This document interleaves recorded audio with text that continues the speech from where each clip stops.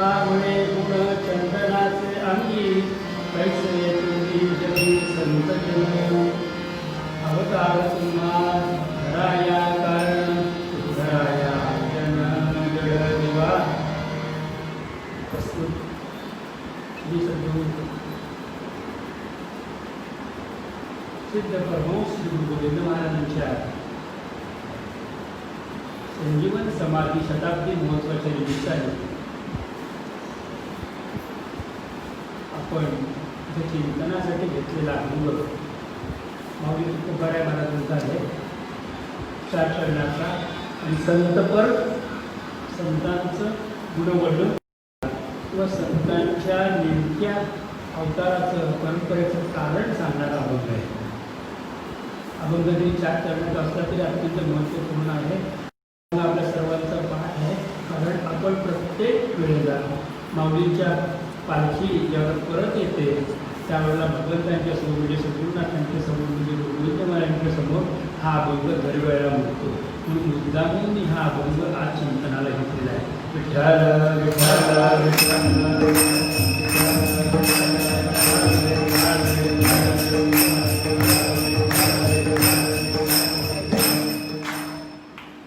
अभंग हा संतपर जरी असला तरी या अभंगामध्ये भगवंतापेक्षा संत श्रेष्ठ किती आहेत आणि संतांच्या अवताराचं नेमकं प्रयोजन काय, त्या सगळ्याची सुंदर चिंतन, सुंदर मीमांसा माऊली तुकोबाराय महाराजांनी केलेली आहे. तुकोबाराय महाराज हा अभंग गात असताना पार्श्वभूमी अशी आहे की ज्या वेळेला माऊली ज्ञानेश्वर महाराज आणि माऊली ज्ञानेश्वर महाराजांच्या समाधीची कार्याची पूर्ती झाली. आपल्याला सगळ्यांना आश्चर्य वाटते की ज्ञानेश्वर महाराजांची समाधी जी देहू आळंदीला आहे ती आळंदीची समाधी शोधून काढण्याचे काम तुकोबारायांचं आहे. तुकोबारायांनी ती समाधीची जागा शोधून काढली आणि त्या जागेचं महत्त्व त्यांनी जाणलं. तुकोबारायांनी ते समाधीची परिपूर्णता महत्त्व जाणलं. तिथे सिद्धेश्वराचं मंदिर, भगवंतांचं स्थान आणि माऊलींचं स्थान त्यांनी बघितलं आणि माऊलींचं स्थान त्यांनी बघितल्यानंतर त्यांना अत्यंत प्रेम झालं. आणि आपल्याला सगळ्यांना सांगण्यासाठी आश्चर्याची गोष्ट अशी की आज जे आपण माऊली ज्ञानेश्वर महाराजांचं मंदिर बघतो त्या मंदिराचं पूर्ण बांधकाम हे तुकाराम महाराजांनी केलेलं आहे. विठ्ठल विठ्ठल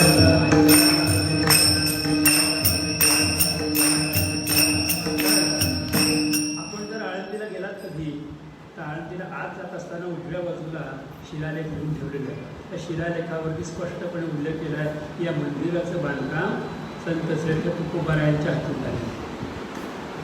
नंतर भले सगळ्यांनी हैबत बाबा असतील किंवा माऊली एकनाथ महाराज असतील सगळ्यांनी जागा शोधली, सगळं केलं, पुन्हा एकदा तसं झालं. परंतु पहिलं काम कोणी केलं होतं?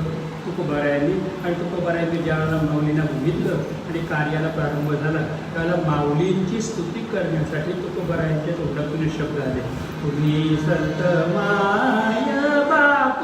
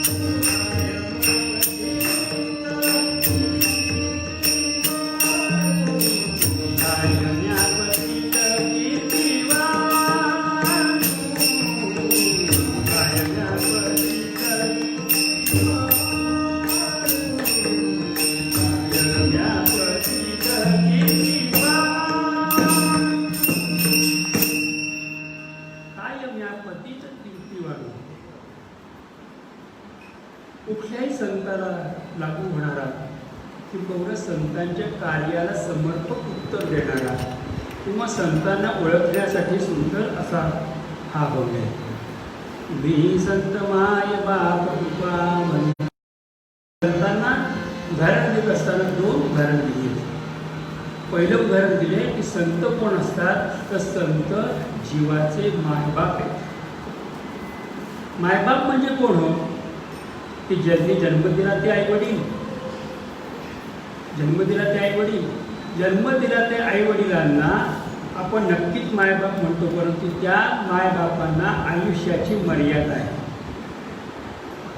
एक दिवशी आयुष्याची पूर्ती झाली की त्या मायबापांची इच्छा असो का नसो त्यांना जावं लागतं. पण संत हे असे मायबाप आहेत की तुमचा शेवटचा श्वास तुम्ही घेईपर्यंत ते तुमच्या पाठीशी, तुमच्या आईप्रमाणे तुमच्या पाठीशी खंबीर तुमच्या पित्याप्रमाणे उभे राहतात. म्हणून संतांना पहिली उपमा काय दिली तर माय आणि बाप.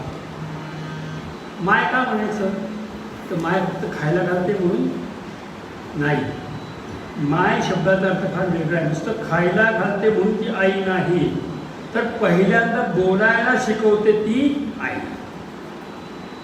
पहिली गुरु कोण आहे तर आई. कसं वागायचं आई शिकवते, कसं बोलायचं आई शिकवते, आपल्याला नाव काय आहे आई शिकवते, आपलं काम काय आहे आई शिकवते. प्रसंगी कान धरणं, प्रसंगी थोबाडीत मारणं, प्रसंगी उपाशी ठेवण्याचं नाटक करणं, प्रसंगी रागावणं, सगळं कोण करते ती आई. कारण ती ते करते म्हणूनच आपण उभे राहतो. हे सगळं आईचं वैशिष्ट्य, माईचं वैशिष्ट्य. की ती नुसतीच आई नसते, तर ती पहिली. संतांना उपमा दिली आहे पहिल्या गुरुची. तुम्ही संत माय, तुम्ही पहिले आमचे गुरु आहात. कारण आम्हाला बोबडं बोलायला तुम्ही शिकवलं, आम्हाला वागायला तुम्ही शिकवलं, आम्हाला विचार करायला तुम्ही शिकवलं, आम्हाला जाणीव तुम्ही दिली, आम्हाला परमार्थाची जाणीव तुम्ही दिली, आम्हाला परमार्थाची ओळख तुम्ही करून दिली. म्हणून संत माय. आणि दुसरी गोष्ट संत बाप कोण आहे. बाप काय करतो असं म्हणतात लोक की आईचं महत्त्व वेगळे. आई 9 महिने मुलाला पोटामध्ये वाढवते आणि मोठं करते वगैरे, सगळं सत्य गोष्ट आहे. पण 9 महिने वाढवते, त्याला मोठं करते, ह्या आईचं काम. पण जन्माला आल्यापासून शेवटपर्यंत जगामध्ये जो नाव देतो आपल्याला तो आपला पिता असतो. आपली ओळख करून देतो तो आपला पिता असतो. जगताला आपली ओळख होती तो पिता असतो. भले रागवेल, भले आगोला धरेल, भले प्रेम व्यक्त करणार नाही, भले आपल्यावरती प्रेम आहे दाखवणार नाही, परंतु आपल्याला सर्वार्थाने सुरक्षित करण्याचं काम पिता करतो. संतांना उपमा पित्याची दिली आहे. कारण पिता का म्हणतं संतांना, कारण आमचा जो जगतपिता आहे भगवान पांडुरंग, त्याला संतांच्या रूपामध्ये, मायबापाच्या रूपामध्ये उभा राहायला. तुम्ही संत माय बाप. दुसरी उपमा काय दिली आहे की कृपावंत. कृपा करणारा म्हटला नाही तर कृपावंत अशी उपमा दिली. कृपावंत म्हणजे काय आहे, तर एकदा कृपा केल्यानंतर त्याची कृपा काहीही झालं तरी जो कधीही आपल्या प्रिय भक्तावरची कृपा कमी करत नाही, तो कृपावंत. विठ्ठल विठ्ठल विठ्ठल. व्यवहारामध्ये असं होतं की एखाद्याने एखाद्याला मदत केली, एखाद्या चांगलं वागला, बोलला, आम्हाला आनंद होतो.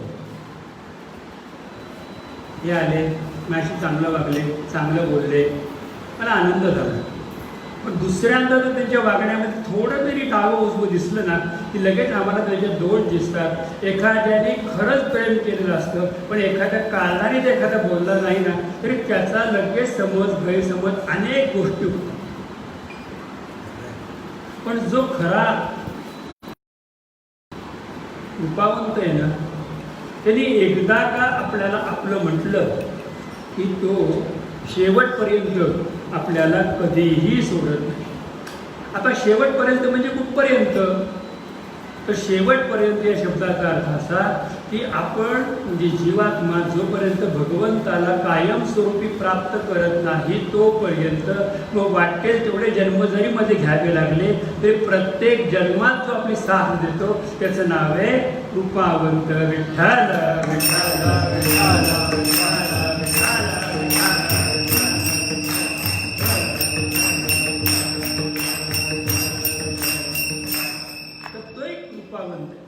संतांना दोन उपमा दिल्या. एक उपमा दिली मायबाप, तुम्ही माझे आई वडील आहात, तुम्ही माझे पोषण करते आहात, तुम्ही माझे पालन करते आहात आणि तुम्ही माझे रक्षण करते आहात. तीन, पोषण पालन रक्षण. हे पहिले मायबाप आहात आणि दुसरी उपमा दिली तुम्ही कृपावंत आहात. कृपावंत कशी आहेत तर संतांच्या बाबतीमध्ये काय म्हटलं जातं की कृपाळू तातडी उतावीर, कृपाळू तातडी उतावीर, कृपाळू तातडी उतावीर. कसे संत तर कृपाळू तातडी उतावीर, कृपेच्या बाबतीत तातडी करतात. पुढच्याच्या वाट बघत की पुढचं मला विचारेल का, त्याचा फीडबॅक येईल का, तो माझ्यासाठी बघतोय का, त्याला माझ्या मदतीची गरज आहे परंतु तो ती गरज व्यक्त करतोय का. मनामध्ये आलं एखाद्या भक्ताबद्दल एखाद्याच्या विचाराला तो कसा का वागेना, त्याला ते म्हणजे फोन करणे, भेटणे, बोलणे, समजावून सांगणे, पाठीवरचे हात फिरवणे, प्रसंगी तो वेडावाकडं वागला तरीही त्याला पुन्हा हाताला धरून सन्मार्गाला आणणे. हे एक वैशिष्ट्यपूर्ण ह्या तत्वाचं विवेचन. मानवी जीवनामध्ये आपण राग लोक धरतो परंतु पारमार्थिक जीवनामध्ये संतांनी एकदा आपल्याकडनं नमस्कार घेतला, संतांनी आपल्याकडून एकदा नमस्कार घेतला की संत त्या साधकाला त्या भक्ताला सोडत नाही. तो जरी चुकला इकडे तिकडे भटकला तरी त्याच्या मागे मागे मागे मागे पिच्छा पुरवतो आणि त्याला पुढची गती मिळण्यासाठी, त्याला पुढं जाण्यासाठी प्रत्येक वेळा पाठीमागून ढकलत राहतात. चल पुढे, चल पुढे, चल पुढे, चल पुढे. हे संतांचं मोठं वैशिष्ट्य, हे संतांचे उपाय. आणि ह्या कृपेने संत ज्या वेळेला साधकाकडे बघतात त्यावेळेला संत त्या साधकाचा स्वीकार किंवा अंगीकार कायम स्वरूपातून करतात. आणि म्हणून भगवंताला सुद्धा प्रार्थना हीच केली जाते की संतांनो तुम्ही काहीतरी करा, या संतांशी निरवी हेची मजत देई आणि दुजे न काही मागो देवा.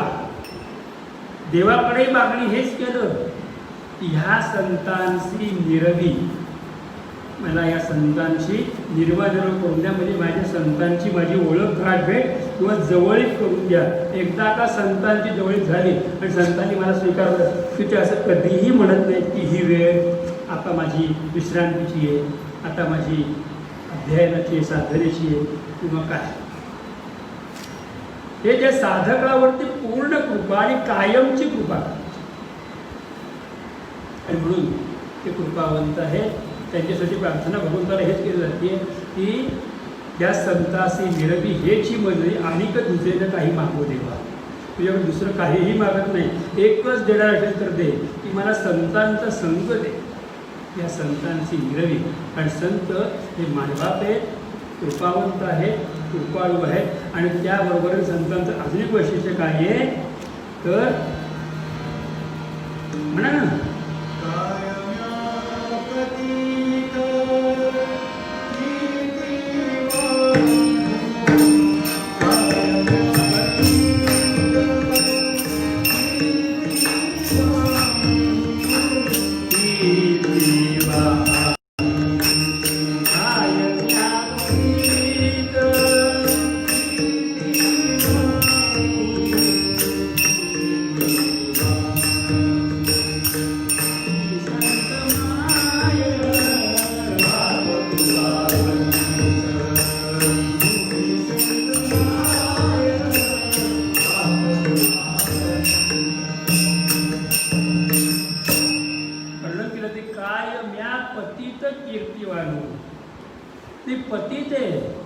मी अपराधी आहे, किंबहुना मी विसरभोळा आहे. सगळ्यात जास्त म्हणजे मी संसारामध्ये अडकलेला जीव आहे. मला संसार सोडता येत नाही. मला सांगितलं की दर एकादशीला भजन करा आणि ते 12 वाजेपर्यंत जागरण करून भजन करा. होतं काय, मी एकादशीला जागा राहतो 12 वाजेपर्यंत. मी एकादशीला सहसा 12च्या आधी झोपत नाही, पण 12 वाजेपर्यंत मी काय करतो, टी व्ही बघेल, त्याचे खेळत बसेल, याच्या बिजाशी गप्पा मारेल, काय झालं काय इकडे तिकडचे विचारत, काही नाही तर इकडे तिकडे उखाळ्या पकड्या, आणि तेही जमलं नाही तर एखाद्याचं धुणं धुवायचं काम करायचं. रात्री 12 वाजता सुद्धा धुणं धुण्याचं काम म्हणजे गॉसिप, एखाद्याबद्दल वेगळं वाकडं बोलणं, चिंतन करणं, हेच चाललं. 12पर्यंत जागा राहिला, पण 12पर्यंत जागा राहून नामसंगीताची एखादी माळ ओढली का, हरिपाठ केला का, ज्ञानेश्वरीतल्या काही 5 ओव्या वाचल्या का, अर्थ बघितला का, एखादा तरी गाथ्यातला कोणाचाही अभंग काढून त्याच्या अर्थाचं चिंतन केलं का. एकादशी करणं म्हणजे काय, तर त्या रात्रीमध्ये 1 तासामध्ये एका होईना एका अभंगाचं चिंतन हृदयामध्ये बसतं. 12पर्यंत जागतात पुष्कळ जागून काय करतात, खेळत बसतात. म्हणून मग तुकोबाराय म्हणतात तिथे की आम्ही पतित आहोत, आम्ही संसारामध्ये अडकलेले जीव आहोत, किंबहुना संसार आमच्याकडून सुटलेला नाही. काही लक्षात राहत नाही. आम्ही सकाळपासून एकादशी अगदी व्यवस्थित केली. 4 वाजता सहज एकजण म्हटलं घे एक बाईट घे ना, म्हणून त्याने आम्हाला दिला कचोरीचा एक बाईट, की हे नको परत एक बाईट, हा माझा उपवास होता, जाऊ द्या आता एखाद्यावर चुकून खाल्लं तर चालतं, त्याला काय बिघडत. कसं चालतं चुकून, कसं चालतं, कसं होतं चुकून. जर चुकून तुम्हाला 1 लाख रुपये द्यायचे ऐवजी 80,000 दिले तर तुम्ही घ्या. चुकून दिले. या महिन्यामध्ये पगार तुम्हाला तुमचा 1 लाख रुपये, त्याच्याऐवजी 99,000 पगार तुम्हाला, तुम्ही 1,000 कमी का दिले त्याची चर्चा पहिल्यांदा 400 करा. तर काय प्रॉब्लेम काय, मध्ये 1,000 का कापले, नाही असेच गंमत म्हणून कापले. जशी गंमत म्हणून मी कचोरी खाल्ली. मी पतित आहे, मी कच्चा आहे, किंबहुना मी नुसता पतित म्हणजे कच्चा नाही, तर माझ्यामध्ये धाडसच नाही, धैर्यच नाही. जे अध्यात्माला धैर्य लागतं, सगळ्यात मोठी गोष्ट अध्यात्माचं मूळ पाया काय आहे तर धैर्य. आणि ते धैर्य कसं पाहिजे, धैर्य कसं पाहिजे तर म्हणून संतांनी सांगितले की जे जाओ अथवा पांडुरंगी दृढ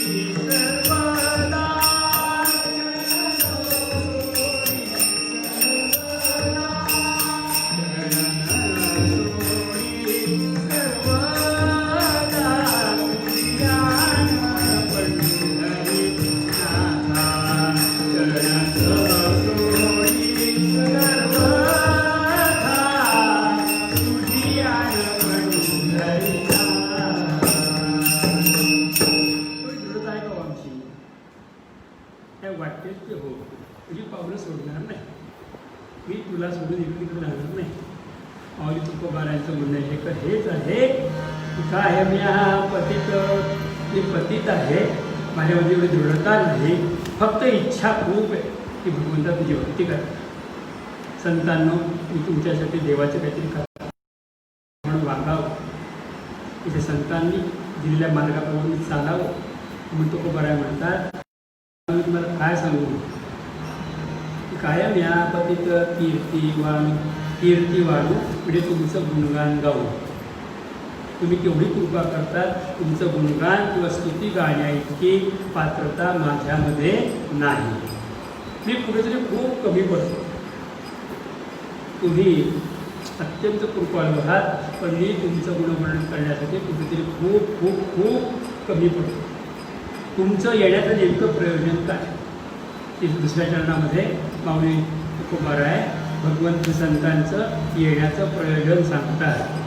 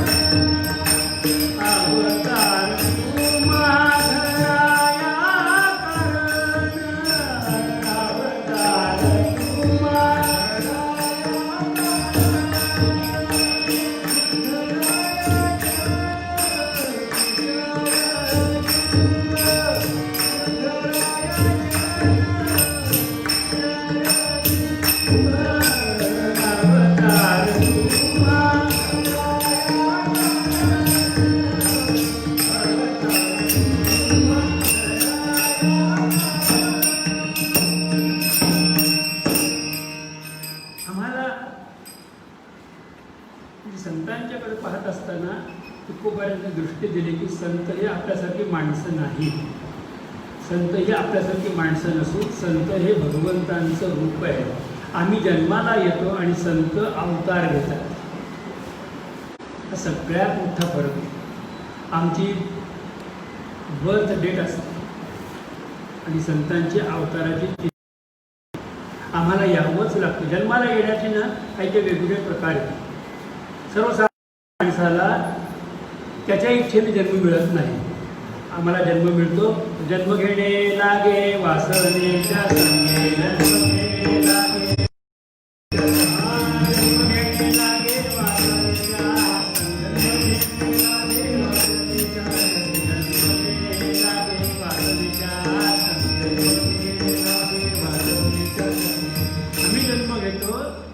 आमच्या वासनांच्यामुळे, आमच्यामध्ये असलेली पापवासना, पुण्यवासना, भोगाची वासना, कुठली तरी वासना आम्हाला जन्म घ्यायला भाग पडते. त्यामुळे जन्म घेण्यातली कुठलीच गोष्ट आमच्या हातामध्ये नाही.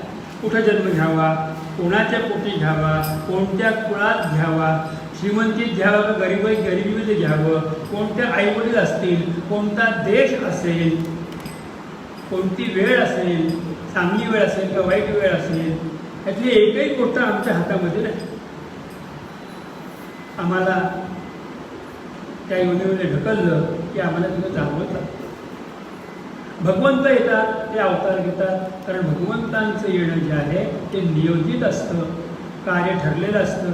ठरलेलं कार्य परिपूर्ण करण्यासाठी भगवंत येतात. ते आविर्भूत येतात, कारण भगवंतांचा आविर्भाव म्हटलं, माणसाचं जन्माला येणं म्हटलं.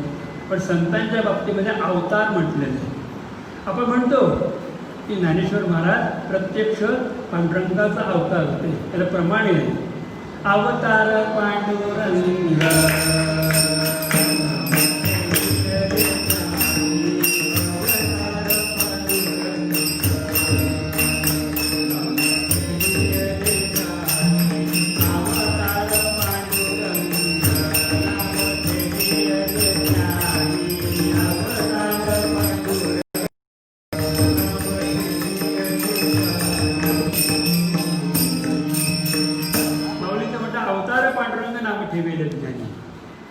आपण विचार केला तुकोबारा यांचं तर काय तुकेया तुलनेशी ब्रह्म तुका सियाले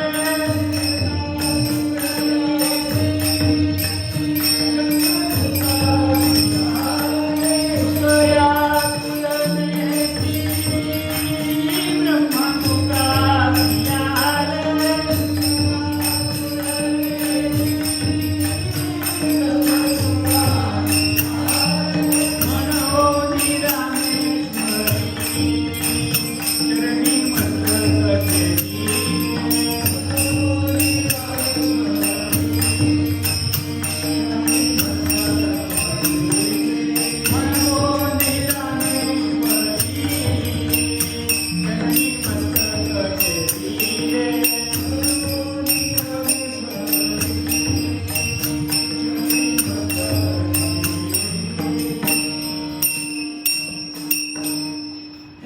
अवतार आहे. नामदेवरायांचं बघितलं तर अवतार प्रल्हादांचा. नामदेवराय पूर्वजन्मामध्ये प्रल्हादजी महाराज होते. जनाबाईचं म्हटलं, जनाबाई पूर्वजन्मामध्ये उपजादासी होती. त्याच्या आधीच्या जन्मामध्ये ती मंथरा होती, रामाला वनवासामध्ये पाठवणारी. दुसऱ्या अवतारामध्ये कृष्णाचा अंगारा करणारी उपजा होती आणि तिसऱ्या अवतारामध्ये ती जना झाली. पण तिन्ही अवतारामध्ये देवाचा संघ बाकी तिने मिळवला. संत अवतार घेतात आणि संतांची अवताराची परंपरा. अवतार हा कोणाचा तरी असतो, शंकराचा असेल, देवी देवतांचा असेल, कुठला तरी अंश असेल, अंशांश असेल, पण तो अवतार असल्या कारणामुळे त्यांना कोणत्याच गोष्टी अशक्यप्राय नसतात. ते खूप कष्ट सहन करून का होईना पण त्या गोष्टीकडे नेतात. त्यांच्या डोक्यामध्ये आलं की आपल्याला कसं करायचं आहे, ते संतांच्या इच्छा परिपूर्ण होतात. आणि म्हणून त्यांच्याबद्दल वर्णन काय केलं की अवतार तुम्हा धरावया कारण. काय कारण आहे संतांचा अवतार घेण्याचं? तर संतांचा अवतार घेण्याचं एकमात्र कारण आहे की उद्धराया जन जड जीवा. ते जनांचा उद्धार करतात. मग जन भक्तजन असतील किंवा दुर्जन असतील. संत हे दुर्जनांचा सुद्धा उद्धार करतात आणि संत भक्त जनांचा पण उद्धार करतात. ते दुर्जनांना कधीही बाजूला करत नाही. दुर्जन आहेत म्हणून त्यांना मारून टाकावं असं त्यांचं म्हणणं कधीही नाही. किंबहुना संतांचं म्हणणं काय माहिती का? जे खळाची व्यंकटी साठो कया सत्कर्मी वाटो भूतामरस्परे घडो मैत्र जीवाचे. जे खळाची व्यंकटी साठो दुष्टपणा कमी हो आणि तया सत्कर्मी रती वाढो भूताम परस्परे घडो मैत्र जीवाचे. संतांचं वैशिष्ट्य आहे. उद्धराय जन जड जीवा. जडांना जे खूप जड आहेत, जड म्हणजे वजनाने नाही, बुद्धीने. जड म्हणजे कर्माने. जड हे जे असतात ते आचरणाने जड माणसं असतात. काही काही माणसांचं आचरण एवढं जड असतं की कितीही सांगा त्यांना, कानी कपाळी ओरडून सांगा, त्यांना त्यांच्या हिताची गोष्ट कधीही लक्षात येत नाही. अगदी संसार जरी सांगितलं ना त्यांना तरी त्याची गोष्ट लक्षात येत नाही. एखाद्या माणसाला सांगितलं की तू कारागिरीस कामाला येशील का? हो येईल की. काय घेशील? 400 रुपये घेईल साहेब. 400 जास्त होतात, 400 घेईल. बरं ठीक आहे 400 देतो. कधी येशील? 400 द्यायला म्हटल्यानंतर लगेच तो दळण कामाला येतो असं म्हणणार नाही. 2 दिवसांनी, 1 दिवसांनी येतो, पुढच्या आठवड्यामध्ये येतो. काय मिळतं? 2 दिवस, 1 दिवस, पुढचा आठवडा. तुम्हाला सांगितलं की एवढं पुस्तक वाचून टाका आणि त्याच्यामध्ये महत्त्वाचे पॉईंट्स लक्षात घ्या. तो वाचतो. कधी वाचतो? एकामा बसून टी व्ही पुढे वेळ घालवतोय पण पुस्तक वाचायला त्याला वेळ नाही. एखाद्याला सांगितलं की एखादं काम करून टाक, ते काम करायला त्याला वेळ मिळतो का? अजिबात नाही. एका वेळेला एखाद्या कामासाठी मुलाला, मुलीला, पतीला, पत्नीला, घरच्यांना एकेका वेळेला 4-4दा 5-5दा सांगावं लागतं.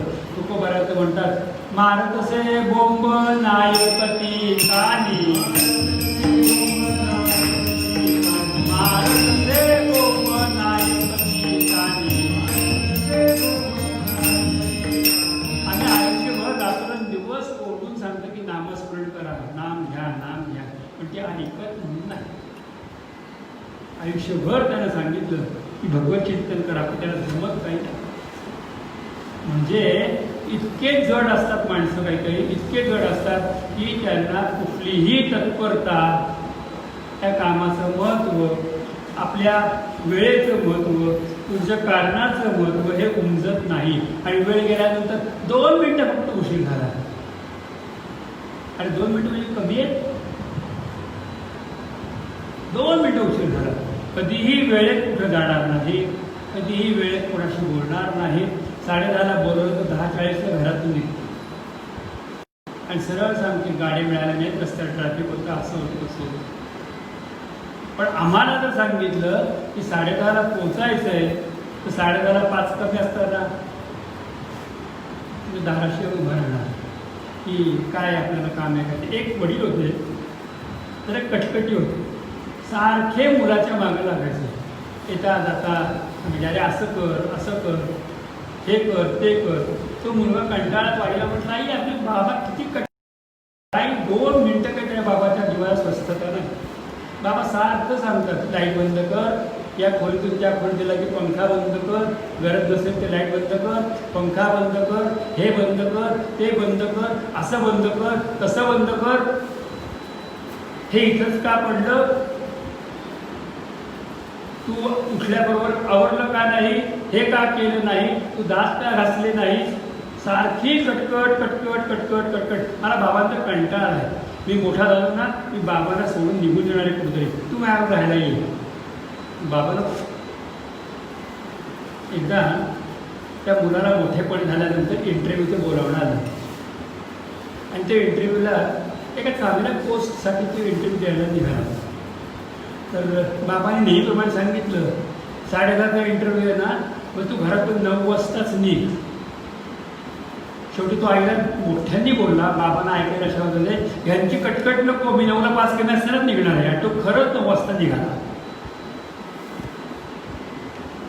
रस्त्याने जाताना लिफ्टमध्ये त्यांनी आपले शूजच्या लेस बांधल्या आणि तिथेही त्यांनी कटकट कटकट कटकट बाबाच्या नावाने गेली. काय माणूस आहे, काय त्रास आहे, काय माहिती, काय लहान आहे का, मला काही कळत नाही का, काय अक्कल नाही, असं आहे तसं करतो.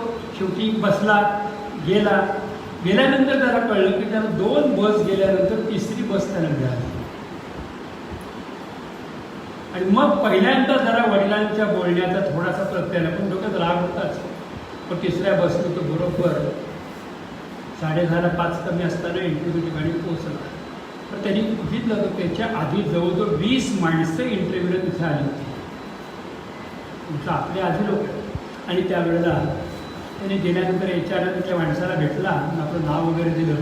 तो म्हटलं तुमचा 20वा नंबर आहे, जो फर्स्ट इन फर्स्ट आउट, जो पहिला आला त्याचा इंटरव्ह्यू पहिल्यांदा आम्ही लिस्ट केली, त्याप्रमाणे तुम्हाला जावं लागेल.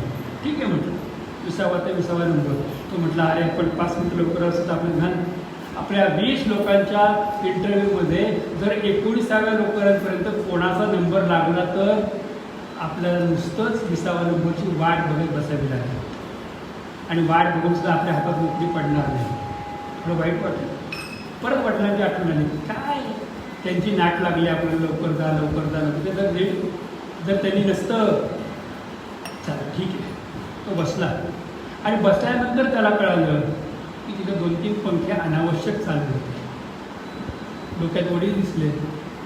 पटकन उठला, पंख्याची बटणं बंद केली. येताना वाटेमध्ये कार्पेट अर्धवट पडलं होतं, आडवं. ते कार्पेट त्यांनी सरळ. तहान लागली होती. तो कूलरपाशी गेला आणि त्यांनी तिथला डिस्पोजेबल ग्लास घेतला. बहुतेकाने पाणी पण ग्लासवर ठेवला होता. तो डिस्पोजेबल ग्लासचं पाणी प्यायला आणि त्यानंतर तो ग्लास डस्टबिनमध्ये टाकला. त्याच्यानंतर खिशातून रुमाल काढला, व्यवस्थित तोंड पुसलं आणि तो बसला. 20वा असल्या कारणामुळे वेळ लागला त्याला. बसल्यानंतर तो परत दुपारी लंच टाईम झाला, त्याला भूक लागली होती, पण जवळ काहीही नव्हतं, शांत बसला. शेतात त्याने विचारत केला की तुझ्याकडे काहीच नाही?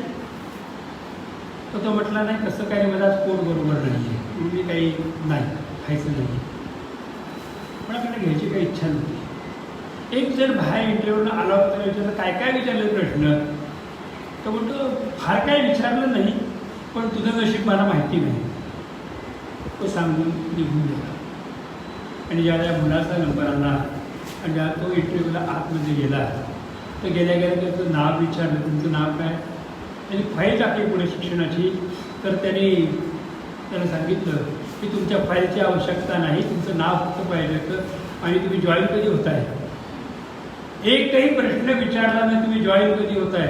म्हटलं सर हो, तुम्हाला मी असिस्टंट मॅनेजरच्या पदावरती आम्ही तुम्हाला जॉईन करून घेऊ इच्छितो, पण सर माझं काही तुम्ही विचारलं नाही काही.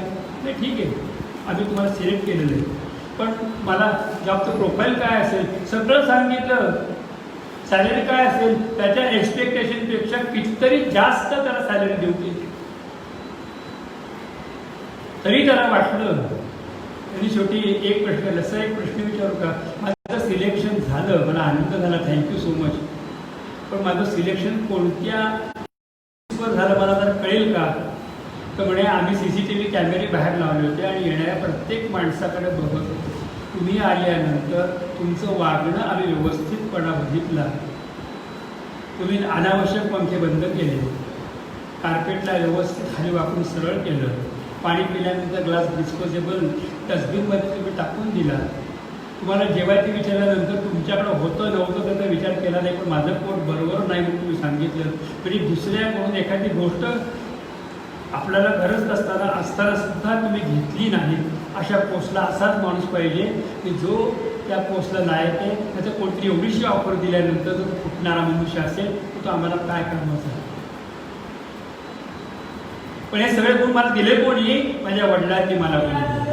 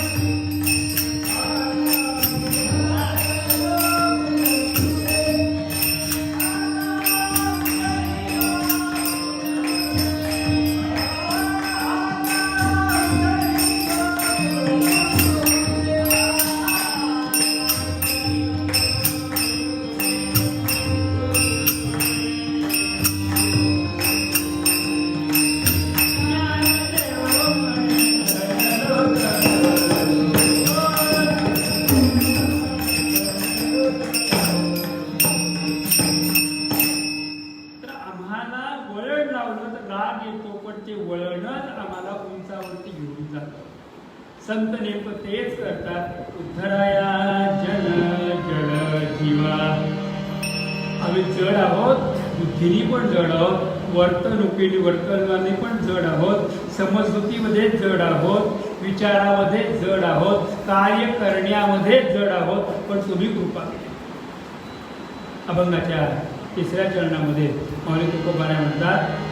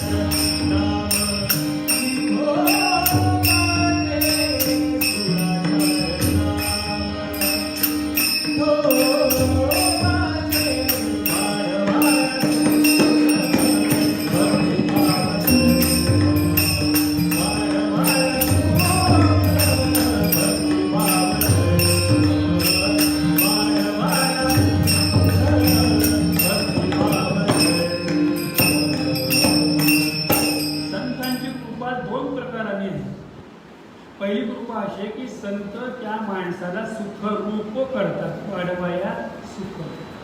त्या व्यक्तीला त्याचं खरं सुख कशामध्ये ते त्याला मिळवून देतात. आम्हाला आमचं खरं सुख कशामध्ये, ज्या वेळेला नरेंद्रनी म्हणजे पूर्वाश्रमीच्या स्वामी विवेकानंदांनी आपल्या सद्गुरूंना प्रश्न केला की कुठेतरी मला नोकरी लागावी, जाडभरड वस्त्र मिळावं आणि त्याच्यानंतर 2 वेळा खायला मिळावं. त्यावेळेला रामकृष्ण परमहंस त्याला म्हटले, नरेंद्रला तुला ते पाहिजे ना, हे मी देऊ शकत नाही, पण तुला देणारी एक व्यक्ती आहे, ती म्हणजे माझी आई कालीमाता. तिच्या जवळ जाऊन माग. म्हणजे तिला मागितलं तर ती मूर्ती आहे, कोणी मूर्तीने आता प्रत्यक्ष उभी आहे, तुझा तिच्याकडे. आणि नरेंद्र देवळामध्ये आले आणि त्यांनी त्या कालीमातेला बघितलं तर ती खरंच उभी होती समोर. आणि तिच्याकडे बघितल्यानंतर एवढा आनंद झाला, डोळ्याचा अश्रुपात झाला. आणि देवी त्याला काय पाहिजे, तर तोंडामधून शब्द गेले, आई मला तुझ्या स्वरूपाचं ज्ञान मिळू दे. तथास्तु. आली परत विवेकानंद गुरुदेवांकडे. गुरुदेव म्हटले, मागितलं का हिला खायला प्यायला? तर म्हणे नाही. काय मागितलं? ज्ञान मागितलं. असं का केलं? म्हणजे तिला पाहिल्यानंतर काही मागावं असं वाटलंच नाही, मग ते तिला ज्ञान मागितलं. म्हणजे जाडं भरडं खाणं पितं त्याचं काय झालं? बरं जा, परत जा, मी सांगतो. म्हणून इथून बसून आईला सांगितलं, आई त्या लेकराला अजून काहीतरी हवे दे ग. परत विवेकानंद मंदिरामध्ये आले आणि आईकडे बघितलं. बरं बोल बाळ, तुझ्या गुरुंनी सांगितलंय दुसऱ्यांदा मग काय पाहिजे? माते मला भक्ती दे. आले परत विचारायला, काय मागितलंस? म्हणजे भक्ती मागितली. अरे किती वेळ आहेस, तुला जेवायला हवं होतं ना, झाडं वस्त्र हवं होतं ना, भक्ती मागितलीस. आता तिसरा शेवटचा चान्स आहे तुला, परत जा, तिला माग. आणि ज्याला विवेकानंद तिच्यापाशी आले, मातेच्या पाशी, आणि त्याला विचारलं मातेने, बाळा माग काय पाहिजे ते, माझं दर्शन दुर्लभ असतं, मी कोणाला देत नाही, पण तुझ्या गुरूंनी मला सांगितलं, मी इथं तिष्ठत बसली, माग काय पाहिजे? माते मला वैराग्य दे. आणि आले इकडं. आणि आल्यानंतर गुरुंकडे आले. गुरु म्हणतात काय मागितलं? आणि वैराग्य मागितलं. तू काय मागायला गेला होतास? अन्न वस्त्र मागायला गेला होता, काय मागितलंस? वैराग्य. त्यावेळेला गुरु हसायला लागले आणि गुरु म्हटले, बाळा तुला कारण सांगतो, तू असं का मागितलंस? तू भगवतीला बघितल्यानंतर पहिल्यांदा ज्ञान मागितलं, त्याला ज्ञान कळतं ना, तो कधीही अशा कुठल्या सामान्य कुठे अडकत नाही. मग ज्ञान मिळालेला मनुष्य कुठं अडकतो? तर प्रेमभक्तीमध्ये अडकतो. आणि ज्ञान आणि प्रेमभक्ती प्राप्त झालेला मनुष्य हा संसारापासून विरक्त होतो. वैराग्य मागितलं, तिच्याच कृपेने तिने गोष्टी मागितल्या. आता मी माझी कृपा करतो, तुला इथून पुढे आयुष्याच्या शेवटपर्यंत जाड्या भरड्या वस्त्राला आणि एक वेळेला जेवायला कमी पडणार नाही. विठ्ठल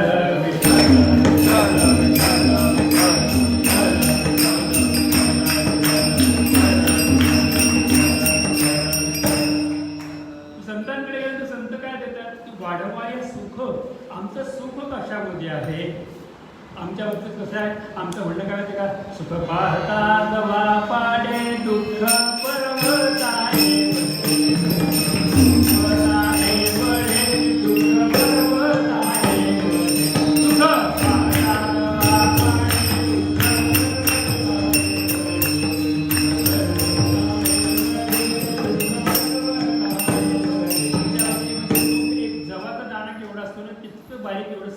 दुःख पर्वतासारखं मोठं असतं. मग संतांच्या गेल्यानंतर काय होतं? तर संत आम्हाला सुखरूप करतात. सुखरूप सांगा, आम्हाला सुखरूप करतात. आणि ते कसं करतात? तर संत भगवंतांच्या ठाई खऱ्या अर्थाने आपली गाठ घालून देतात. आणि एकदा का गाठ घातली की जीवाला त्याचं सुख समृद्धी आपोआप मिळते. त्याला इकडे फिरावं लागत नाही, त्याला त्याची वाट मिळते, त्याला त्याच्या गोष्टी मिळतात. मी तुम्हाला सांगतो की तुम्हाला खायला प्यायला कपडे दत्ता, स्त्री पुरुष पती पत्नी सुख उपभोग हे सगळं बाय डिफॉल्ट मिळणार आहे. तुमच्या बाबतीमध्ये जे जे लिहिलेलं आहे ते तुम्ही काही केलं नाही तरी तुम्हाला बाय डिफॉल्ट हे सगळ्या गोष्टी मिळणार आहेत. हे तुम्हाला भोगावं लागणारच, हे सगळे मिळणारच. गेल्या वेळेच्या जन्मामध्ये आपण केलेल्या सगळ्या पाप पुण्याचा हिशोब यावेळेला योग्य व्यक्ती मिळणे आणि त्याच्यावर संसार होणे, त्या सगळ्या गोष्टी मुलं बाळं होणे, त्यांचं शिक्षण, त्यांची मुलं बाळं सगळं नातवंड पटवण सगळं हे मिळणारच. पण काही गोष्टी ह्या कष्टाने मिळवाव्या लागतात. त्याची सगळ्यात पहिली कठीण गोष्ट म्हणजे संतांचा संघ. पुढं कठीण गोष्ट म्हणजे कुठली असेल तर संत कृपा, आणि तिसरी गोष्ट आहे भगवंतांचं दर्शन. हे आपल्याला कष्टाने मिळवावं लागतं. ह्या गोष्टी ज्या आहेत ते संत देतात. वाढवाया सुख काय करतात, भक्ती भाव, आपली भक्ती वाढवण्याचं काम मदत करतात. आणि पुढं काय करतात, भक्तिभाव धर्म, आम्हाला धर्माच्या वाटेवरती घेऊन जातात. आम्हाला अधर्माच्या वाटेवरती जाऊ देत नाही. अधर्माच्या वाटेवर जायला लागलं की लगेच डोळ्याकडे चित्र येतं, तू चुकतोयस, मी बघतोय तुझ्याकडे, चुकीचं तुला करता येणार नाही, चुकीचं वागता येणार नाही, कारण तू माझा मुलगा आहेस, तू माझा आहेस. नाही जाऊ दे, ती इच्छा असली नसली तरी जाऊ दे. आपण किती उड्या मारल्या तरी ते बरोबर कुठंतरी नस लागतात. आणि सगळ्यात मोठी गोड गोष्ट देण कुठली असेल तर वाढवाया सुख भक्तिभाव धर्म, कुळाचार नाम विठोबाचे. आमचे कुळधर्म कुळाच्या एकच करून टाकतात, ते म्हणजे विठ्ठल, दुसरं कोणीही नाही. मुखामध्ये विठ्ठल, कामामध्ये विठ्ठल, कार्यामध्ये विठ्ठल, सगळ्यामध्ये विठ्ठल. विठ्ठल विठ्ठल कसं करतात तर बोलावा विठ्ठल, बोलावा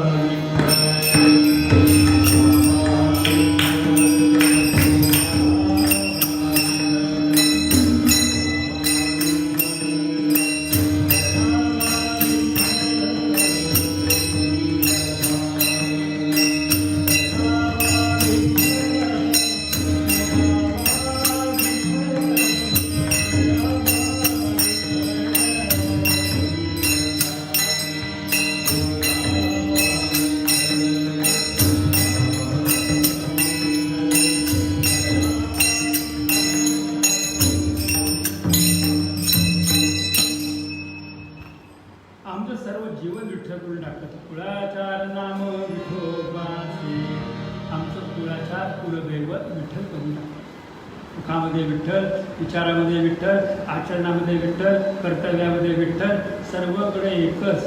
त्वमेव माता च पिता त्वमेव, त्वमेव बंधुश्च सखा त्वमेव, त्वमेव विद्या त्वमेव, त्वमेव सर्वं मम देव देव. हे सर्वस्व जे आमचं ते करून टाकतात. ही संतांच्या कृपेची मोठी पुण्य आणि मोठी पावती आहे. संतांची कृपा झाल्यानंतर आपल्या तोंडामध्ये मुखामध्ये सहजगत्या भगवंताचं नाव येता जाता आपोआप यायला लागतं. कोणी सांगावं लागत नाही, कोणी करावं लागत नाही, कोणी आठवण द्यावी लागत नाही. आपल्याला ते नाव मुखामध्ये आपोआप यायला लागतं. मग त्याला कुठली वृद्धी नाही, सूतक नाही, अडचण नाही, येणं नाही, देणं नाही, करणं नाही. आपल्याला सारखं हृदयामध्ये भगवत चिंतन आपोआप उठल्याबरोबर देवाला नमस्कार, झोपताना देवाला नमस्कार, अन्न पुढे आल्यानंतर गपचिप व्हायला पण ठाकले एक बोट तरी लागतं, एक बोट तरी लागलं तरी नमस्कार. आणि डोळे बंद करून नमस्कार. कोणीतरी भेटल्यानंतर पण नमस्कार. सही करताना पण कुठेही सही करताना पटकन आधी सद्गुरूंची आठवण, आधी कोणाची काही आठवण येते मग सही होती. म्हणजे आपल्याला चुकीच्या ठिकाणी ती सहीसुद्धा करू देत नाही, चुकीच्या ठिकाणी जाऊ पण देत नाही, की जिथे आपण सापडणार आहोत आणि आपल्याला भविष्यामध्ये त्रास होईल अशा एका गोष्टीवर सुद्धा ते आपल्याला उभं करतेच. काय वाटेल ते झालं तरी असं एखादी खूण सांगतात की मी एखादा ईमेल केलेला, एखादा मेसेज केलेला, एखादा फोन कॉल केलेला, की त्याच्यामध्ये बरोबर त्याला मी बोललो तुमच्याशी सर, आपण माझ्याशी हे वेळेला हे उत्तर दिलं होतं, हे स्मरणामध्ये. ह्या ज्या गोष्टी आहेत ना, ह्या गोष्टी कुळाचार नाम विठोबाचे. अशा ह्या भगवंतांचं दिव्य चरित्र, दिव्य स्वरूप, हे सगळं हे माऊली तुकोबारायांचं म्हणणं आहे. आणि त्या म्हणण्यामध्ये ते आम्हाला सगळं सांगतात. अभंगाची सोडवणूक याप्रमाणे येते. आता थोडंसं मी या अभंगातल्या गांभीर्याचा भाग सांगणार आहे, थोडंसं भगवंतांच्या एका विशिष्ट गोष्टीचं चिंतनातून सांगणार आहे, आणि मग ही आपली सेवा परिपूर्ण होते. तोपर्यंत आपण जरा भगवंताचं नाव घेऊया. हो ना, विठोबार कुमार, विठोबार कुमार, विठोबार कुमार,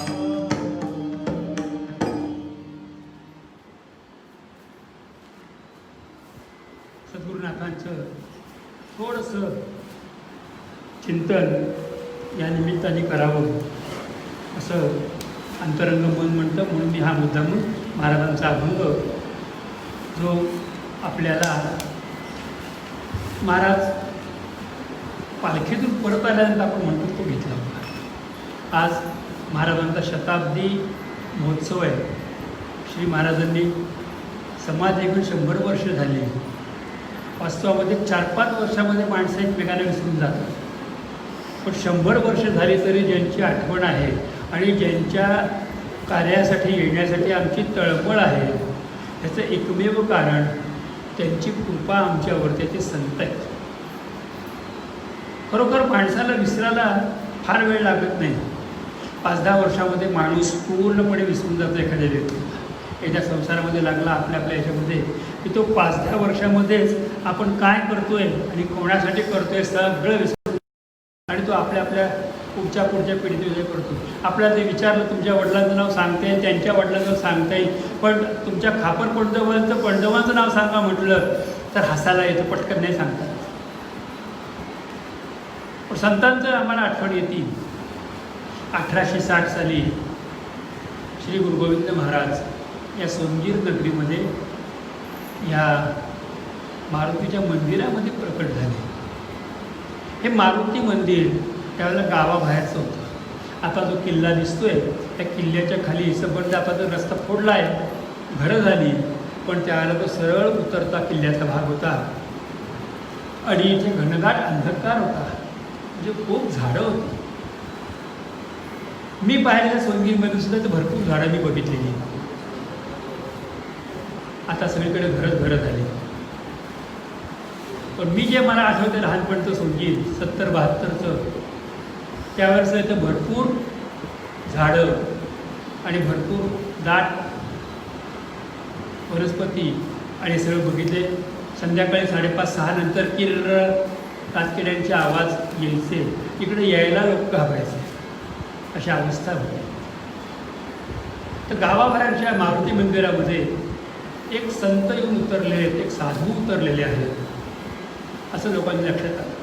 पण ते दिगंबर साधू आहे, उंच आहे, मोठी दाढी आहे.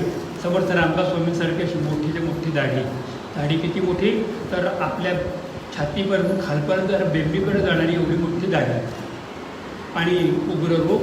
हातामध्ये एक दंडा, तो दंडा त्यांच्यापेक्षा उंच, जवळजवळ 6.25-7 फुटापर्यंत उंची आणि शरीर जाड बळदंड शरीर आणि संपूर्ण दिगंबर अवस्थेमध्ये आणि कमरेला बाकी कायम मिलिटरीचा पट्टा. म्हणजे ज्या पट्ट्यामध्ये मिलिटरीच्या पट्ट्यामध्ये वैशिष्ट्य काय असतं की त्याच्यामध्ये गोळ्या ठेवायला हुक्स असतात. त्या हुकमधून गोळी काढली रायफलमध्ये गोळी भरून कोणाला शूट करता येतं, असं काहीतरी विचित्र वेश. अंगावरती ठिकठिकाणी जखमा आणि त्या जखमांच्यामुळे त्या जखमा सुकल्या कारणामुळे त्याचे पडलेले डाग, जखमांचे चिरा ते सुकलेले आहेत. शरीर मोठं, पण सगळ्यात मोठं गमतशीर की ज्याप्रमाणे एखादी व्यक्ती जानवं घालते तेवढी मोठी चांदीची माळ साखळीच ती गळ्यामध्ये घातलेली.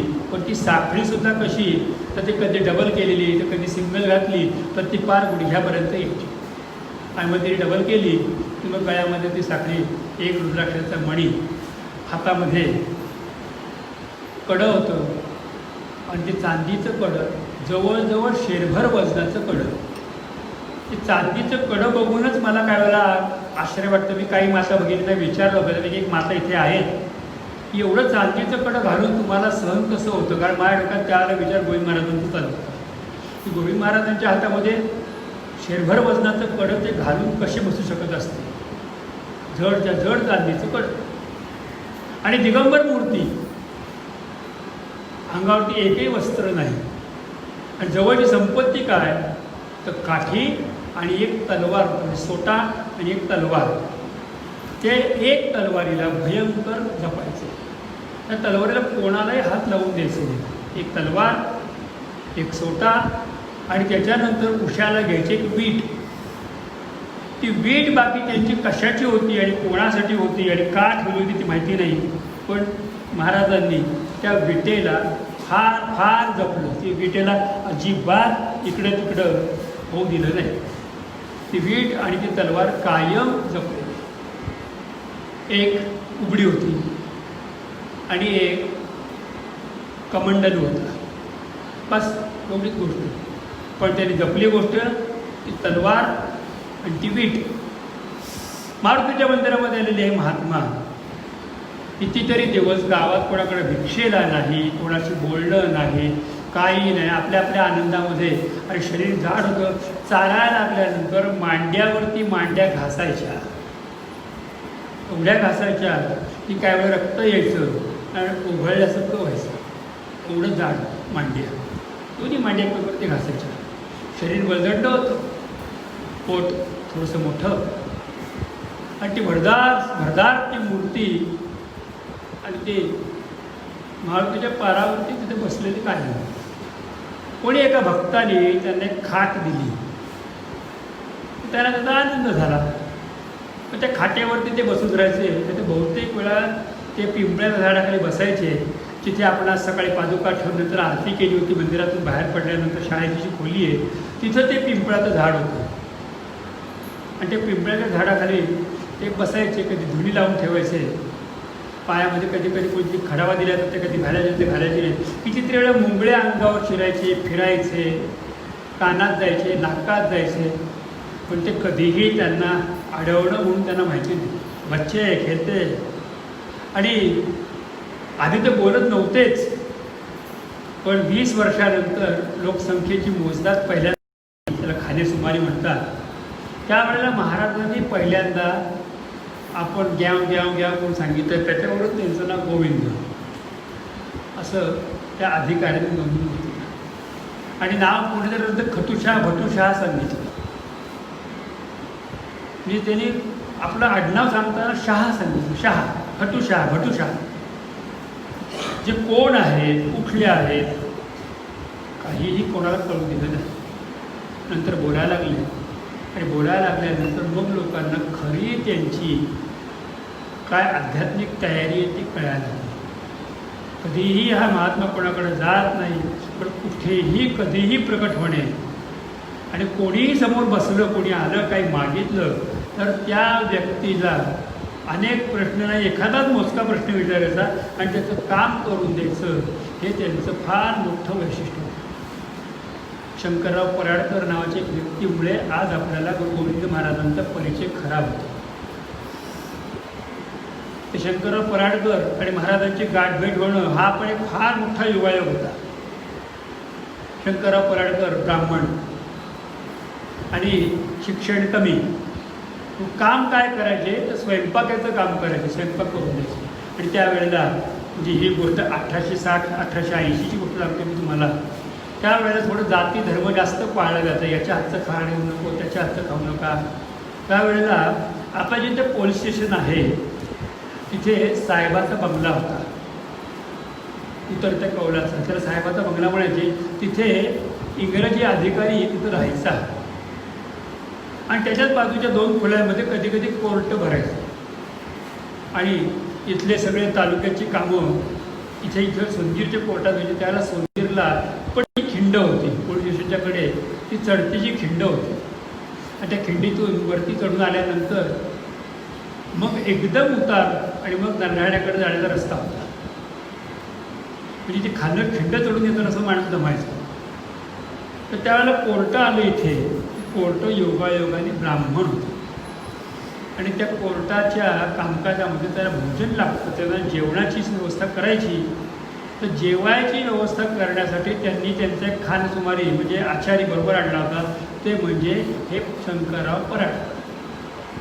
ते पराडकर आले. आणि त्या पराडकरांनी आल्यानंतर इथे एक जागा पकडली. चूल मांडायची, स्वयंपाक करायचा, साहेबांसाठी जेवण बनवायचं, जे सांगतील ते बनवायचं सुरू केलं. त्याला पाण्याची व्यवस्था नव्हती. आणि पाणी कुठे विचारल्यानंतर कोणतरी सांगितलं की इथं गोड विहीर आहे, गोड विहिरीवरती पाणी आहे. हे पाटलाची विहीर आहे, पाटलाच्या विहिरीला पाणी.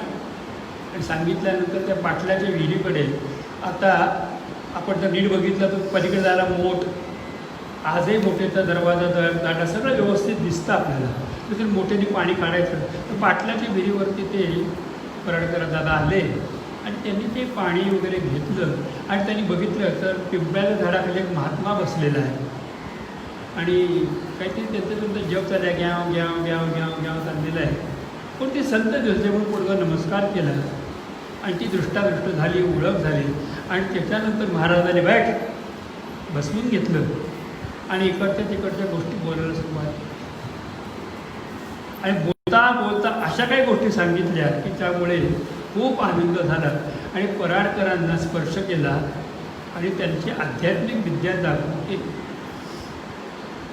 मोठा आनंद झाला. पराडकरांना जागृती मिळाली, आध्यात्मिक मोठा आनंद झाला आणि ते देहभान हरपले. सूर्यास्त झाला तरी त्यांना पत्ता लागला नाही आणि सूर्यास्ताला बाबा हसायला लागले आणि असं ते जाओ तेरा लडका राह देख रहा है. म्हणजे साहेब आहे तुझा कुठे गेला शोधतोच का आणि तुम्हाला साहेब रागवतील खाण्यापिण्यावरून, जाव पाठवलं आणि गेल्यानंतर साहेबाकडे गेल्यानंतर साहेबच उलटे म्हटले आज एवढं काम होतं की मला जेवायला मिळालं नाही, सकाळचं सगळं गार झालं असेल, नवीन स्वयंपाक काहीतरी कर, खिचडी केली तरी चालेल. म्हणजे आपण कुठेतरी बाहेर होतो 7-8 तास, त्याचा साहेबाला पत्ता पण लागला नाही. एवढा आनंद झाला आणि मग सवयच लागली लवकर यायचं, इथं बसायचं, साधना करायची, महाराजांचा आनंद घ्यायचा. कधी कधी स्वयंपाक करून महाराजांना जेवायला घालायचं. महाराज खाल्लं महाराजांचं वैशिष्ट्य होतं की आधी गाढव असेल, कुत्रा असेल, चिमणे असतील, कावळे असतील, पक्षी असतील, पशु असेल, अगदी डुक्करसुद्धा असेल, त्याला आधी खायला घालायचं आणि त्याचं खाऊन झाल्यानंतर मग इच्छा असेल तर 2 घास कोणतरी भरवावे लागायचे. त्यांनी बघितलं की महाराज आंघोळच करत नाहीत. पराडकरांनी बघितल्यानंतर मग त्यांनी म्हटलं की बाबाची को नहलाना आहे, तुम्हारी इच्छा. मग पाणी काढलं विहिरीतून आणि महाराजांना आंघोळ घातली. आंघोळ घातल्यानंतर त्यांनी बघितलं तर दूध न घालता पाण्याचा रंग दुधाचा, दूध पाणी एकत्र झालं. आश्चर्य वाटलं. एक गोष्टी बघितल्या, पाण्याला दिव्य सुगंध आहे. खूप आश्चर्य वाटलं. आणि एक दिवशी आंघोळ केलेले म्हणून बघायला गेले विहिरीवरती तर या विहिरीमध्ये खाली तळामध्ये महाराज ध्यानस्थ बसले, पाण्यामध्ये ध्यानस्थ बसले. पराडकरांचा जीव नुसता कासावेच येत आहेत जात आहेत बघतायत, महाराज महाराज महाराज करतायत. संध्याकाळ वेळेला महाराज पाण्यातनं बाहेर आले, क्या हो गया ए बम्मन, तेरा खाना तैयार है क्या, मेरे बच्चों को बहुत भूक लगी है. मग खिचडी वगैरे दिल्यानंतर आधी सगळ्यांना खाऊ घातलं, एखादा घास त्यांनी खाल्ला असेल आणि मग महाराजांचे खरी काय ओळख आहे ते कळलं. कधी किल्ल्यावरती तर कधी हम आते है म्हणायचं आणि इथून गायब व्हायचं तर त्र्यंबकेश्वराच्या मंदिरामध्ये, कधी त्र्यंबकेश्वराला तर कधी नर्मदेवती स्नानाला, तर कधी तापीच्या सुकवतच्या तिथे तापीची जी तिथे तापीत स्नान करतात. कधी इकडे कधी तिकडे कधी तिकडे, आश्चर्याचा पारावार नाही. आणि मग एक गोष्टी कळत गेल्या की खरोखर खरे संत कसे असतात. खऱ्या संतांची ओळख काय, सगळ्यांना आपलं करणे, सगळ्यांना आपलंसं करणे, सगळ्यांवरती परम कृपा करणे. खरोखर तुम्ही संत माय बाप कृपावंत काय म्या पतित कीर्ती वाणू. मला असं वाटतं की तुकोबारायाने गुरु गोविंद महाराजांच्यासाठी लिहिलेलाच हा अभंग आहे, दुसरं कोणासाठी नाही. पण अक्षरशः महाराजांच्या कृपेला कुठला पारावारच नाही. एकदा एका ब्रिटिशाची मुलगी घोड्यावरून जात असताना त्या चढतीला घोडा अडला, त्या घोड्याच्या पायात नाल उडाली, ती लांब गेली आणि घोड्याचा पाय दुमडला गेला, तो पडला. तर ती मुलगीसुद्धा खाली पडली, डोक्याला लागलं, मेंदूला इजा झाली, कानातून रक्त गेलं. साहेबाला दुःख झालं. साहेबांनी घोड्याला तिथंच ठेवून दिलं बंगल्यापाशी आणि नंतर दुसरी घोडागाडी करून धुळ्याला नेलं, औषध पाणी सुरू केलं. धुळ्याला त्यावेळेला साक्री रोडला एक इंग्रजी दवाखाना होता नाल्यापाशी. तर त्या इंग्रजी दवाखान्यामध्ये 8-15 उपचार केले, पण ती मुलगी काय केलं, शुद्धीवर येईना. शेवटी महाराजांनी शंकरराव पराडकरला सांगितलं, पराडकर जरा, आणि सांगितलं की त्या मुलीला औषध नेऊन दे. ती पडली. कोण मुलगी काय सगळं बोलणं संक्षेपात. अरे वो घुड़सवार थी, उसको भी लगा है. मग डोक्यामध्ये प्रकाश पडला. काय औषध दिलं तर समोरची विभूती होती, ती विभूती एक पुडीमध्ये घालून दिली. तिला लाव, तिला दे. आणि आश्चर्याची गोष्ट, त्या मुलीला विभूती लावल्याबरोबर ती जागी झाली. आणि जागी झाल्यानंतर तिने त्याच्या वडिलांना विचारलं की इथे आत्ता आलेले एक दिगंबर कोणतरी पुरुष होते, ते कुठे गेले. आणि मग कळलं मला भेटायला जायचं, विभूती कोणी दिली. आणि इथे आल्यानंतर महाराज त्या मुलीशी अस्खलित इंग्रजीमध्ये कितीतरी वेळ बोलत होते. तिला ते सगळे प्रश्न विचारले, तिला उत्तरं दिली, सगळं सांगितलं. आणि ती म्हटली मी तुम्हाला रोज बघते, रोज बघते, रोज बघते. हा सगळा तुमचा हे आहे. आणि त्याला ते म्हटले की तुला तर बरं वाटायला लागलं, पण ते घोड्याला बरं वाटत नाही, त्याला पहिलं बरं करायचं आहे. आणि महाराजांनी इकडं बघ तिकडं बघ करत त्यावेळेला ते पलीकडचं शेत आहे, तिथं बांबूची झाडं होती, बांबूचं बेट होतं. त्यातला एक बांबू तोडायला सांगितला. आपल्या हातामध्ये घेतला, जवळ बघितला बांबू आणि सांगितलं या बांबूला जाळा आणि त्याची धुरी त्या घोड्याच्या पायाला द्या. आणि अक्षरशः एकाच वेळेला एकदाच बांबू जाळून त्याची धुरी त्या घोड्याच्या पायाला दिल्यानंतर तो घोडा व्यवस्थित त्याचं मोडलेलं हाड जोडलं गेलं आणि परत पहिल्यासारखा पळायला लागला. आणि त्यावेळेला त्यांनी परळकरला सांगितलं की त्याच्या मालकाला सांग मी त्याला जर गोळी मारशील तर मी तुला इथून कुठं समुद्रात टाकीन, तुला पत्ता लागू देणार नाही. माझ्या मालकाने ठरवलं की या घोडा आता कामाचा नाही, त्याला गोळी मारून संपवून टाकायचं. मुलीलाही बरं केलं, त्या घोड्यालाही जीव दिलं. अशा अनेक काही. त्याच गावामध्ये नाव घेणं उचित नाही, काही लोक महाराजांच्या विरुद्ध होती. त्यांनी महाराजांना इथे समोरच, आता समोरची घरं दिसत आहेत, तिथेच त्यांना बांबूंनी बेदम मारलं आणि हाकलण्याचा प्रयत्न केला. खूप खूप मारलं, रक्तबंबाळ केलं, अक्षरशः रक्तबंबाळ केलं. रक्तबंबाळ केल्यानंतर महाराज व्याकुळ झाले, पण राम शिवाय बोलत नव्हते. राम राम राम. पण एक क्षण असा आला की महाराजांचा राग वाढला. महाराजांनी खालच्या गवताची काडी उपटली आणि ती अशी गवत फेकलं.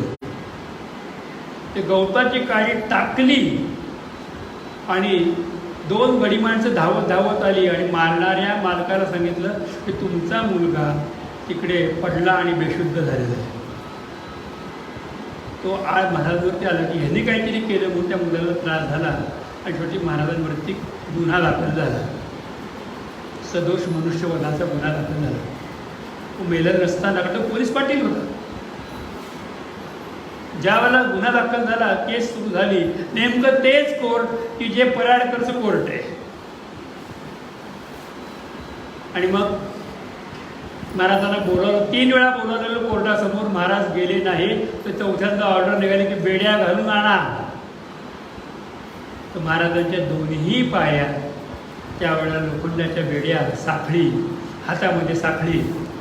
आणि जसं एखाद्या दरोडेखोराला पकडतात तसं ते अशी अशी एक एक एक पाऊल टाकत टाकत टाकत महाराज बंगल्यावर, पोलिसाच्या बंगल्यावरती गेल्यानंतर तिथे आधीच सगळं ठरलेलं त्याप्रमाणे वागणं चाललं होतं. महाराजांना बसायला पाहिजे होतं, बसू दिलं, ते उभं राहायचं. कोर्ट सुरू झालं आणि महाराज तिथे आहेत. आणि कोर्टाने विचारलं की तुम्हाला गुन्हा मंजूर आहे का. तर महाराजांनी त्यांच्याकडे बघितलं की हो मंजूर. तुम्हाला गुन्हा मान्य आहे का. हो मान्य आहे. तुम्ही त्या मुलाला मारलंच का. हो मारलं. कशाने मारलं. शस्त्र कुठं आहे. घास की तिनकी से मारा. घास की तिनकी, गवताच्या काडीने मारलं. सगळे हसायला लागले. कोर्टाने सांगितलं की हे असं कसं. घास की तिनकी से. त्यांच्या पायामध्ये बेड्या घालून तसं त्याच्यानं कोर्टामध्ये ठेवलं होतं. आणि शंकरराव पराडकर त्यावेळेला म्हटले कोर्टाला, जरा माझ्याबरोबर चला, थोडं माझ्याबरोबर चला, बाहेर चला. आणि घोडागाडीमध्ये बसून इथे आणलं. आणि इथं ज्या वेळेला आणलं त्यावेळेला महाराजांचा दरबार भरला होता. महाराज पिंपळ्या झाडाखाली बसले होते आणि अनेकांशी बोलत होते. कोणाला विभूती देत आहेत, कोणाला काय करतात, कोणाला काय करतात, सगळ्यांवरती कृपा करतायत. तो कोर्टा आल्यानंतर हा वाओ ये हमारा दरबार है, वो तुम्हारा दरबार है, तुम वहाँ हमें खड़ा कर रखो, लेकिन यहाँ बैठो. तू बसवलं आणि ज्या त्याच्या हातात विभूती प्रसाद दिला. कोर्ट तिकडे गेलं तर बांधलेल्या अवस्थेमध्ये महाराज उभे आणि इकडे आलो कोर्ट बघायला तर महाराज दरबार भरून बसलेले. त्यावेळेला त्यांची किंमत काय ते कळली. ही खोटी केस आहे करून ती केस तिथून रद्द झाली. पण ज्यांनी मारलं त्याच्या मुलावरतीही कृपा, त्यांच्यावरही कृपा, त्यांच्या पौत्रांवरही कृपा. जन जड जीवा वाढवाया सुख भक्तिभाव धर्म. सगळ्यांना भक्तिभाव सगळ्यांना शिकला. बरोबर त्यांनी 1903 साली स्वतःच उत्सव सुरू केला. पहिल्यांदा श्रावण महिन्यामध्ये करायचं, भागवत वाचायला लावायचे, त्याच्याबरोबर नारद नाचत मनशाळेपर्यंत जायचं. त्याच्यानंतर परत पादुका पालखी यायची, रात्रीचे भंडारा करायचे. कोणाला कळलं नाही. आणि नंतर त्यांनी सांगितलं की हमारे लिए उत्सव आहे की ज्येष्ठवद्ध षष्ठी. त्यांनी 1903 साली ठरवली. काय द्रष्टे संत असतात, तेच ते संत कृपा करणारे. आजही त्यांची कृपा तशीच. आजही अनेकांना दर्शन, आजही अनेकांना अनेक प्रकारातून चमत्कार होतात. मी सांप्रतकाळचा एक फक्त गोष्ट सांगतो आणि आपण कीर्तनाचा हळूहळू समारोपाकडे जाऊयात. आम्ही ज्या वेळेला ह्या इमारतीचं बांधकाम करत होतो त्यावेळेला हे इमारतीचं काम करत असताना फरशी बसवायची वेळ ते कोटा मागवायचं होतं. त्याला आम्ही एक मोठा 20 टनी 24 टनी गाडीचा कोटा मागवला आणि मोठीच्या मोठी कोटाची गाडी गच्च भरून इथे आली. आणि त्यावेळेला महाराजांच्यामध्ये जी शाळा आहे तिथं दिवसात 2 एक हॉल आणि खोली होती. रात्री बरोबर 2:30-3 वाजता ती गाडी सोनगीरमध्ये आली. आणि 2:30-3ला आल्यानंतर ड्रायव्हर उतरला. तो ड्रायव्हर काहीतरी तेलुगू वगैरे काहीतरी बोलणारा होता. तेलुगू किंवा दक्षिण भारतातली भाषा. तो आला आम्हाला, त्याला आम्ही इथे ओट्यावरती झोपायचं इथे. आणि लोखंड सळी पडली असायची, कोणी सोडून देऊ नये. त्याला पैसे पण बेताचे असायचे. पण लोक ते विकास दादा बी, काशीबाई असे आम्ही सगळे इथे असताना तो ड्रायव्हर आला आणि आम्हाला आत्ताच्या आत्ता गाडी खाली करायची. म्हटलं 3 वाजता कुठून आम्हाला माणसं मिळणार गाडी खाली करायला. त्यांनी खूप शिवीगाळ केली आणि तो गाडीमध्ये जाऊन बसला आणि तिथेच त्यांनी बाटली काढली, थोडं औषध घेतलं आणि तिथेच तो गाडीमध्ये झोपला. आणि बरोबर 3:30-4:00च्या सुमाराला महाराजांनी त्याच्या श्रीमुखामध्ये जी जोरात भडकावून दिली, एकच मारली. तो घाबरला, खाली आला. तो त्याला त्याच्या भाषेमध्ये त्याचे सगळं काय ते उद्धार केला आणि सांगितलं की 2 दिवस तिथून जाणार नाहीस, 2 दिवस तिथून जाणार नाहीस. त्याला सांगितलं. आणि सकाळी तो भेटला, म्हणजे कोण माणूस होता आम्हाला मारणार आहे करणार. दाखवलं, फोटो बघितल्यानंतर तो यही आदमी था, यही बाबा, यही इने हाय मारा. आणि खरोखर सांगतो तुम्हाला 2 दिवस ती गाडी खाली झाली नाही. गाडी खाली झाली होती पण मालकाने काहीतरी कारण झालं म्हणून गाडी 2 इथंच पडून राहिली होती. त्याच्यानंतर त्यांनी सांगितलं की हे अत्यंत चमत्कारिक स्थळ आहे. कितीतरी वेळा रात्रीच्या वेळेला महाराजांचं चालण्याचा आवाज, बांधकामावरती फिरण्याचा आवाज, दंडुक्याचा आवाज, आपण काहीतरी कुत्रे आहोत त्याचा अजून काठीचा ठाक ठाक ठाक आवाज. आणि कितीतरी वेळा या कंपाऊंडच्या भिंतीवरनं वर्ण चालत जातानाचा दर्शन. त्यांची पुष्कळदा अशी गोष्ट दर्शनं घडली अनेक वेळा. खरोखर हे संत असे असतात की माझ्यासारखा मी कुठे पुण्यामध्ये राहणारा, कुठे शिक्षण घेतलेलं, कुठे अभिमानी, कुठे नोकरी करणारा आणि कुठे त्यावेळेला 1985 साली 15,000 रुपये महिना माझं उत्पन्नाची बाजू होती. आजही कदाचित 15,000 किंमत असेल. पण 83 साली 84 साली 15,000 रुपये आणि सगळं ऐश्वर असताना कृपा केली. इथे येण्यासाठी म्हणून प्रेरणा दिली. इथे आलो, दर्शन झालं, कृतार्थ झालो आणि खऱ्या अर्थाने समृद्धता आली, खऱ्या अर्थाने प्रेम मिळालं. ना गाण्याचं अंग होतं, ना संस्कृतचं वाचन होतं, ना कुठल्या गोष्टी होत्या, तर सगळ्यामधून त्याला आपण डोळे मिटावे आणि हाक मारावी. त्यावेळेला महाराज कोणत्या ना कोणत्या रूपामध्ये येतात, दर्शन देतात. हेच तर त्यांचं वैशिष्ट्य आहे. तेच वैशिष्ट्य अभंगाच्या 4थ्या चरणामध्ये माऊली तुकोबाराय महाराज सांगतात. तुका म्हणे गुण चंदनाचे,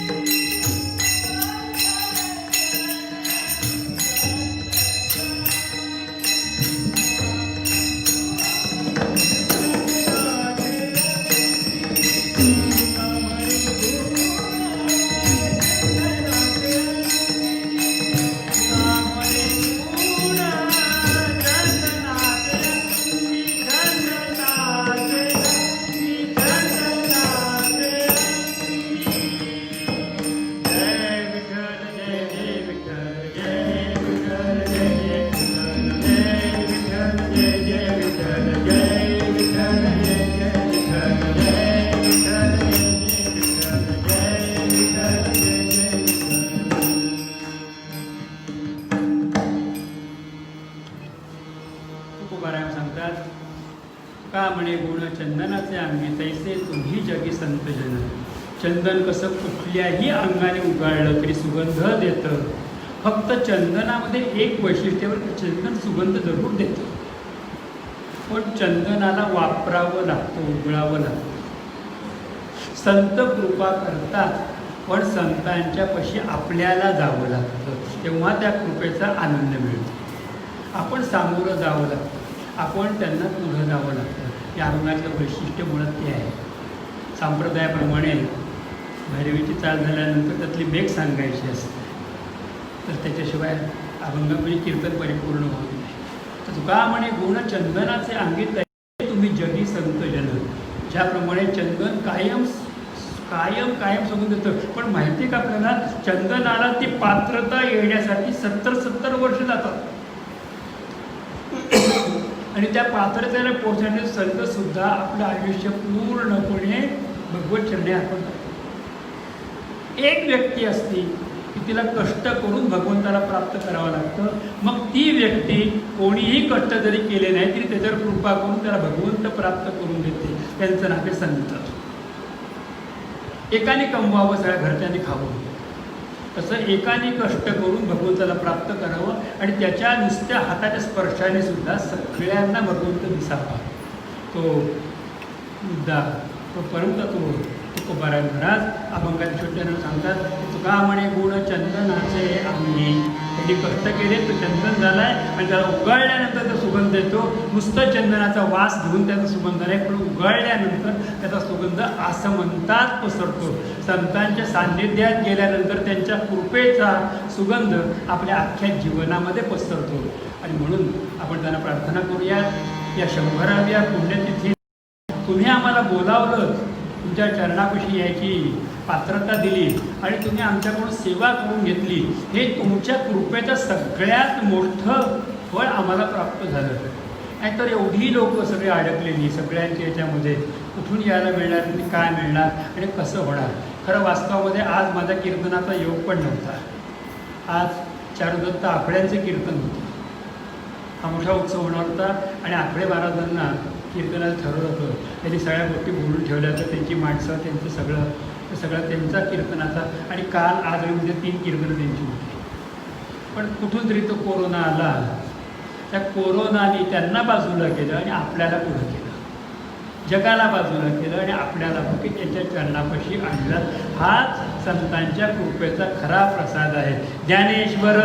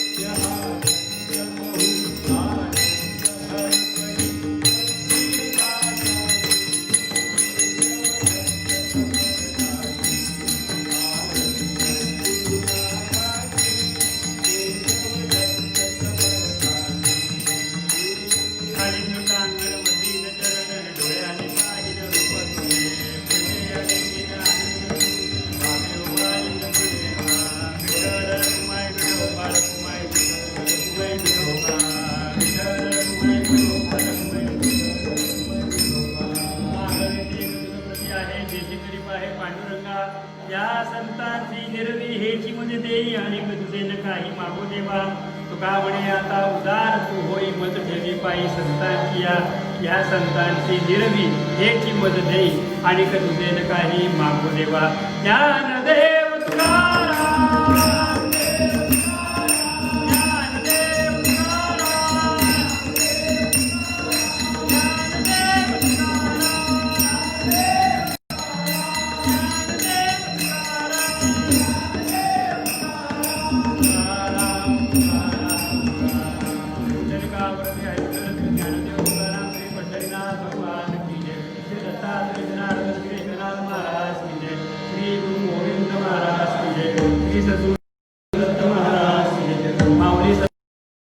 महाराज की जय सर्व संतन की जय